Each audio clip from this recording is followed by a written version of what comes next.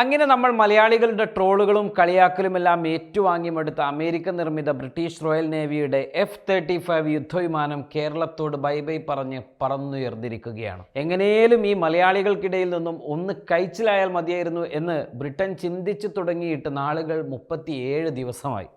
ബ്രിട്ടന്റെ princess of Wales യുദ്ധവിമാനത്തിൽ നിന്നും പറന്നുയരുകയും ഇന്ധനക്കുറവ് മൂലം അടിയന്തര ലാൻഡിംഗ് നടത്തിയെന്നുമാണ് പറയപ്പെടുന്നതെങ്കിലും ഇന്ത്യൻ റഡാറുകൾക്കിടയിൽപ്പെട്ട് സാങ്കേതിക പ്രശ്നം നേരിട്ടു എന്നുമൊക്കെയാണ് നാട്ടുവർത്തമാനവും കരക്കമ്പിയും.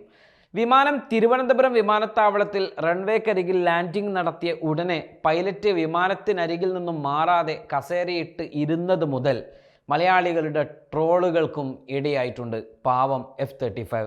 പിന്നീട് അങ്ങോട്ട് ഓരോ പരസ്യ കമ്പനിയുടെ പോലും ട്രോളുകളിലും പരസ്യത്തിലും ഈ വിമാനം പെട്ടു. കേരള ടൂറിസം വകുപ്പ് പോലും ട്രോളിയതോടെ ആകെ കുഴുങ്ങി മറിഞ്ഞു. വൻകിട കമ്പനികൾ മുതൽ നമ്മുടെ നാട്ടിലെ ചായക്കടക്കാർ പോലും ഈ വിമാനത്തെ വെച്ച് പരസ്യ ട്രോളുകളുണ്ടാക്കി. ഒരു യുദ്ധവിമാനമാണെന്ന സാമാന്യ മര്യാദ പോലും അതിനോട് മലയാളികൾ കാണിച്ചില്ല.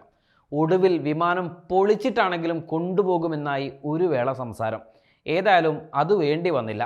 പണിയെല്ലാം പൂർത്തീകരിച്ച് വിമാനം പറന്നുയർന്ന് യാത്രയായിട്ടുണ്ട്.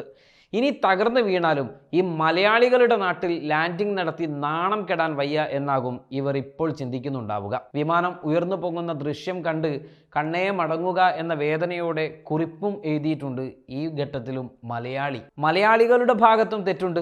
ലോകത്തിലെ നമ്പർ 1 യുദ്ധവിമാനമാണെന്ന മര്യാദ നമ്മളും കാണിക്കേണ്ടതായിരുന്നു.